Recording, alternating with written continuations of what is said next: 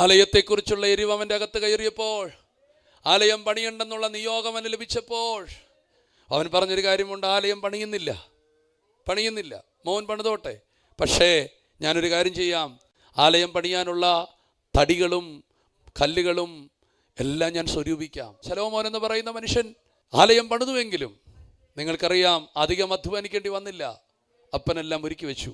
ശൗലെന്ന ഒരാൾ തന്നെ ഏൽപ്പിച്ച ദൗത്യം പൂർത്തീകരിക്കാതെ മരിച്ചപ്പോൾ ദാവീദ് എന്ന് പറയുന്ന മനുഷ്യൻ പൂർത്തീകരിക്കാത്തവരുടെ ശുശ്രൂഷയും പൂർത്തീകരിച്ചു, അവൻ്റെ ശുശ്രൂഷയും പൂർത്തീകരിച്ചു. തീർന്നില്ല, അടുത്ത തലമുറയ്ക്ക് വേണ്ടിയുള്ള ശുശ്രൂഷയ്ക്കും വഴി ഒരുക്കിയിട്ട് പോയി. ഞാൻ നിങ്ങളോട് പറയാം, ചില കടവും തീർക്കണം, നാളത്തേക്ക് വേണ്ടി ഒരു നീക്കുവെപ്പ് ഉണ്ടാക്കണം. ഇന്നലത്തെ ചില ആത്മീയ കടങ്ങളും തീർക്കണം, ഭൗതിക കടങ്ങളും തീർക്കണം, നാളേക്ക് വേണ്ടി ഒരു നീക്കുവെപ്പ് ഉണ്ടാകണം. ജയാളിയാകാൻ കർത്താവ് പറയുന്നു.